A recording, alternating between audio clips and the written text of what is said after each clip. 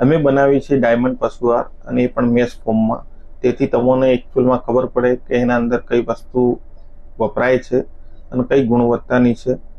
તો અમારો વિશેષ કહેવાનો એ હેતુ હોય છે, કોઈ બજારમાં મળતા પેલેટમાં કઈ રીતે કઈ ક્વોલિટીનું વપરાતું હોય, કઈ સ્મેલ હોય એની, એ બધી પેલેટ બન્યા પછી બદલાઈ જતી હોય. જો કે અમે ડાયમંડ પશુઆહાર બનાવીએ તેના અંદર જે ફિઝિકલ એની જે પ્રાકૃતિક રંગરૂપ હોય એ એમનેમ રહેતું હોય, એનું કોઈ આકાર કે કશું બદલાતું નથી.